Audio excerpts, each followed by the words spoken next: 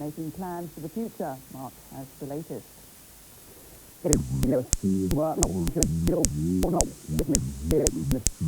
First, today's admission from Chairman Dan Macaulay that he is prepared to listen to serious offers to buy him out. But he still insists it will cost £3 to £4 million and has to be in the best interest of the club and the team. Macaulay is also pressing ahead with plans to float Argyle and take on new directors. But the majority of fans are still angry about the sacking of Neil Warnock. A section made their feelings crystal clear after last night's cut defeat at home park. Well, Neil Warnock has joined us in the studio. It's a pressing time for you and the club, Neil. What are your feelings now about Dan Macaulay? We've only got 1.5 minutes, haven't we? No, seriously. I think I'm an experienced manager, quite an experienced manager, and I found him a very difficult man to work with. Now, the chairman has accused you of manipulating the press and not working hard enough at Plymouth Argyle. What's your response to that? Well, I think, I'm a manager. My last 7 years, I think I've got 4 promotions at Wembley and another cup final at Wembley. And I've worked the same for the last 10 years as I've worked this year. So I think I probably know a bit more about managing a football team than a lot of other people. So where do you go from here? Is it legal action now? That's already been implemented, yes.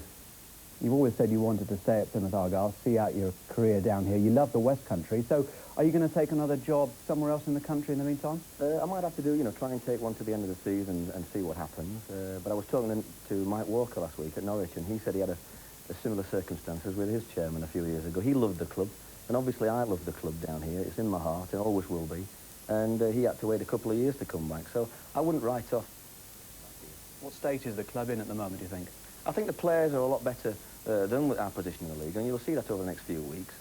At Luton, the fantastic supporters got behind them, and they showed what they can do, and they will do over the next, a few games. Finally, Neil, what about Mick Jones? Is he the right man for the job?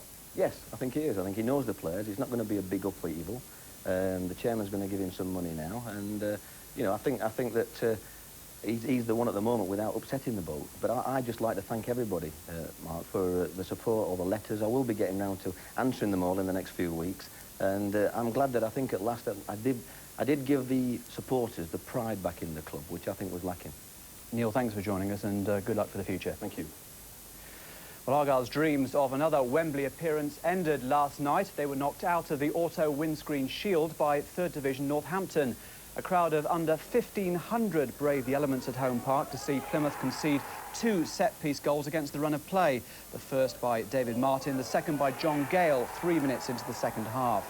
And former Argyle player Ian Baird gave Brighton victory over Exeter in the relegation battle at the Goldstone ground.